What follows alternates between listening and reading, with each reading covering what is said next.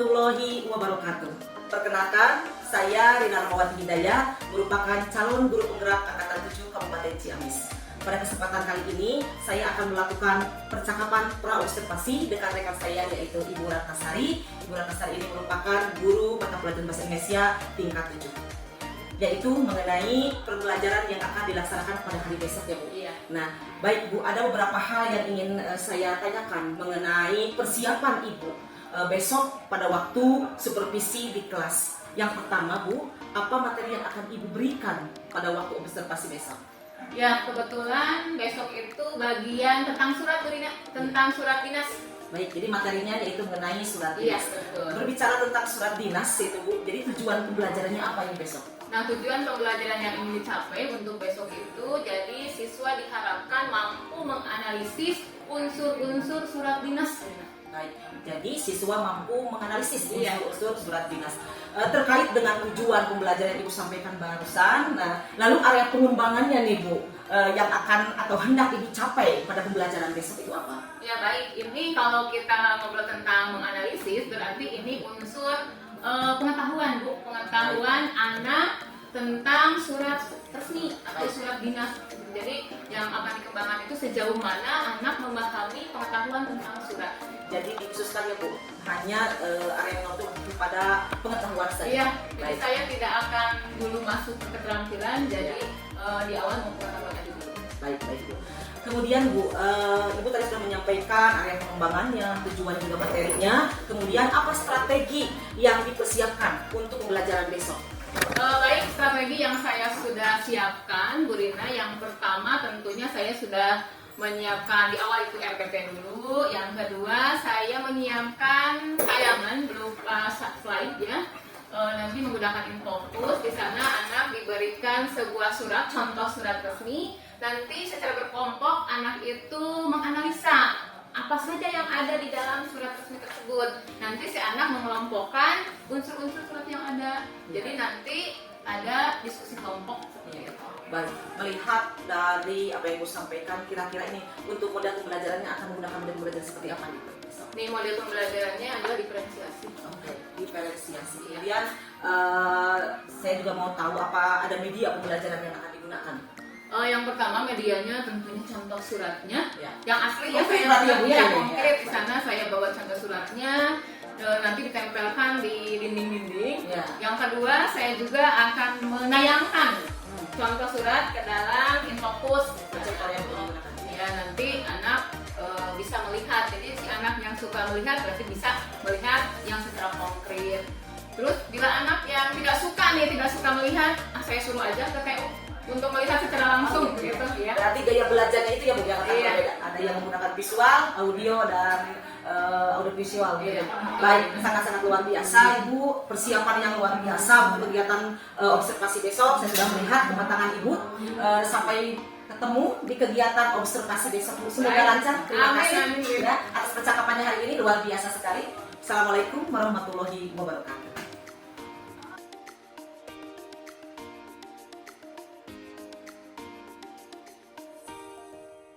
Tiga. Assalamualaikum warahmatullahi wabarakatuh. Bagaimana kabar kalian hari ini? Baik. Alhamdulillahirrahmanirrahim. Dan Ibu lihat semua kursi terisi ya. Oh, yang ini memang tidak ada ya. Alhamdulillah, berarti kesehatan kalian baik. Pertemuan hari ini kita akan melanjutkan materi hari kemarin, yaitu masih tentang surat, namun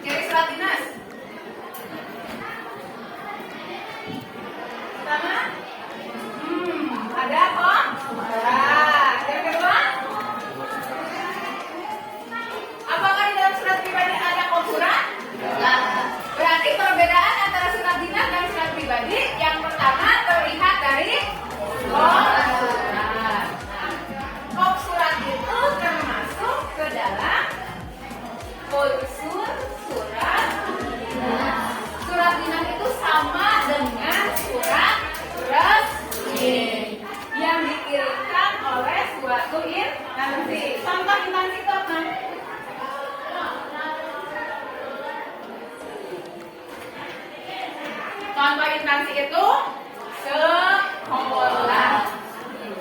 Tadi Rahma sudah pernah membaca surat dinas, sudah tahu yang bagaimana surat dinas. Pernah membaca, kapan bacanya? Pernah? Surat dari sekolah untuk orang tua. Nah, itu adalah salah satu contoh surat dinas. Kebayang? Bisa terbayang ya? Kalian bisa membayangkan contoh surat pribadi dan surat dinas. Baik, sekarang ini tidak bisa lagi ya. Sudah, nih unsur-unsur surat dinas. Yang pertama ada apa? Ada kepala surat. Ini apa? Ada apa? Tadi di dalam unsur surat dinas itu ada yang pertama apa? Oke, kira-kira yang bagian mana yang disebut dengan kop surat? Ini si Asep, Asep. Bagian mana Asep? Tunjukkan ke Asep tadi. Yang paling atas. Yang ini. Ya, betul ya. Ini adalah contoh dari kop surat. Kop surat kenapa sih? Selain kop surat. Kepala surat. Nah, sekarang Ibu akan menugaskan kalian berkelompok. Nanti Ibu akan beri surat. Satu orang ke satu kelompok satu surat. Oleh kalian nanti temukan unsur-unsur yang ada di dalam surat tersebut. Ya? Silakan berkelompok sekarang.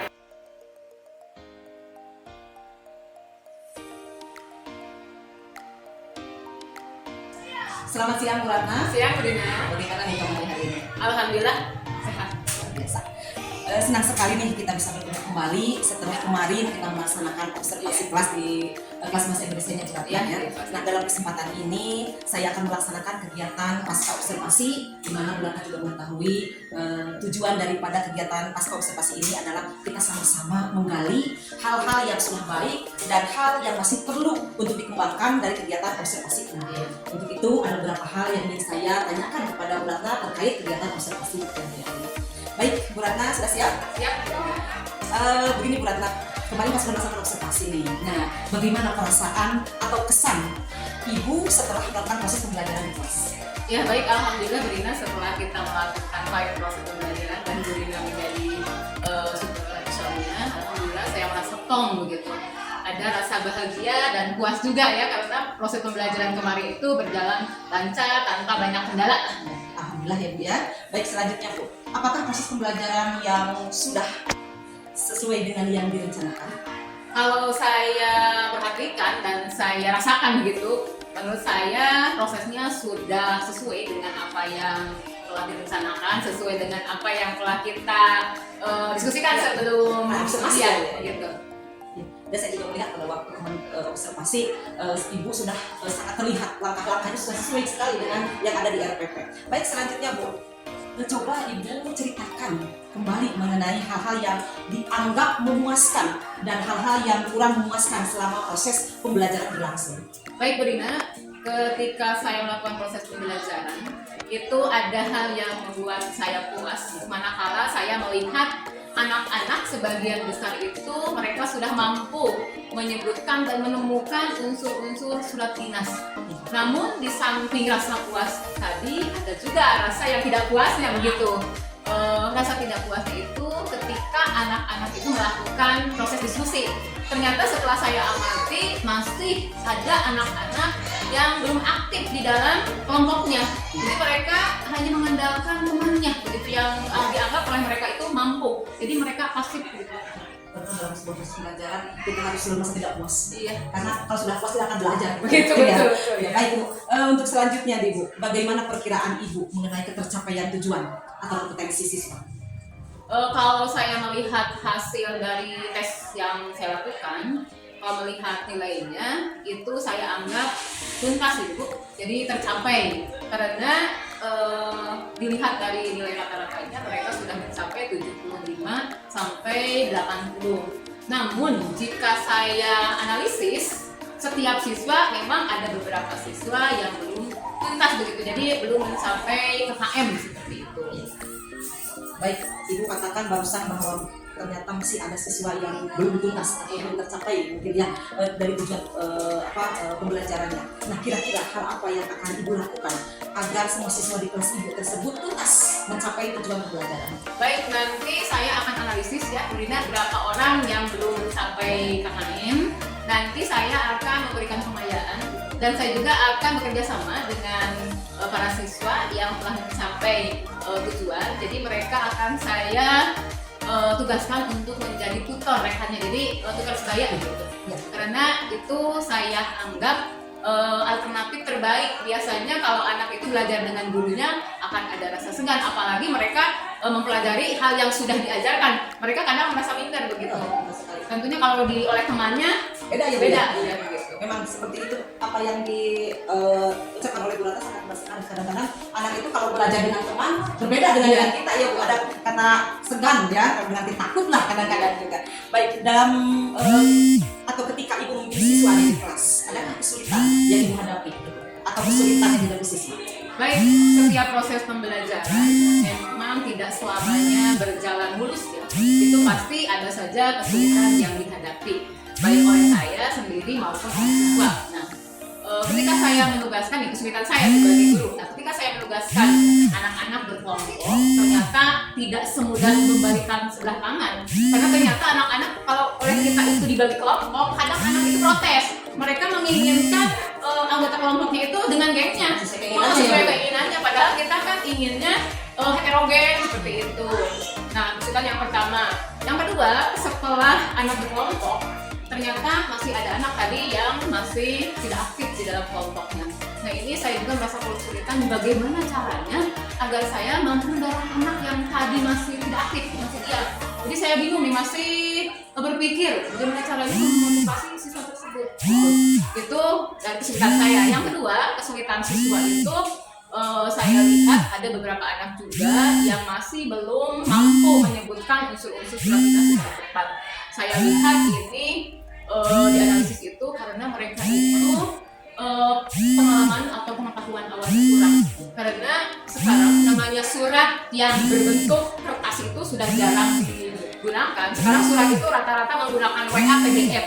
Jadi cepat itu, lebih cepat. Mereka kadang mengenal surat. Ada anak-anak yang belum mengenal surat karena sekarang kan musimnya gadget begitu, Rina. Teknologi semakin canggih yang digunakan semakin modern ya Bu. Gitu. Jadi anak kadang ada yang belum sama sekali belum mengenal surat begitu. Apalagi ini surat dinas begitu. Tidak seperti zaman dulu kita. Iya, kalau kita jangan pacaran sama ini sama, iya betul. Langsung diimplementasikan gitu ya. Berbeda sekali dengan sekarang. Iya. Baik, sampailah kita ke final. Nah, pertanyaan Ibu. Terakhir, tadi kan Ibu mengatakan mengenai kesulitan yang dihadapi. Ya, nah, kira-kira nih bagaimana alternatif untuk mengatasi kesulitan tersebut?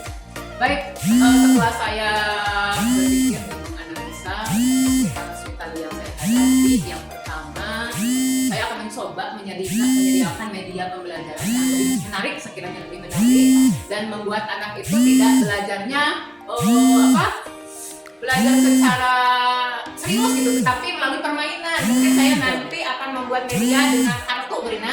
Nanti kartu itu akan saya selipkan satu kartu itu dengan satu unsur surat. Nanti kalau ada 14 unsur surat, nanti ada 14 kartu dengan warna yang berbeda-beda. Tentunya itu akan lebih menarik. Mungkin nanti anak bisa lebih aktif begitu. Nah, nanti anak yang masih belum aktif juga saya akan berusaha mendekati dia, akan saya ajak untuk berdiskusi istilahnya. Saya melakukan coaching lah. Mengetahui kesulitan dia belajar nantinya Bu. Itu ilmu yang sangat luar biasa yang saya lihat itu, dimana Ibu juga bisa menemukan alternatif dari masalah yang Ibu hadapi. Itu sangat luar biasa sekali Bu. Baik Bu, seperti Ibu tahu bahwa tadi itu adalah blast atau final ya, final dari pertanyaan. Mungkin itu saja untuk kegiatan pasca observasi pada hari ini. Terima kasih Bu Ratna. Ya, sama-sama untuk Bu Rina. pasca observasi ini mudah-mudahan memberikan manfaat. Alhamdulillah sangat bermanfaat, Bu Rina, dengan adanya kita berdialog yang tadinya ide itu masih mengumpet di dalam, sekarang sedikit berkembang begitu. Jadi untuk kedepannya bisa terbayang begitu. Jadi saya mengucapkan terima kasih. Sama-sama Bu Ratna, saya juga mendapatkan pengalaman baru setelah melihat pembelajaran atau observasi di kelas kemarin. Itu saja mungkin Bu Ratna. Terima kasih atas waktunya. Assalamualaikum warahmatullahi wabarakatuh.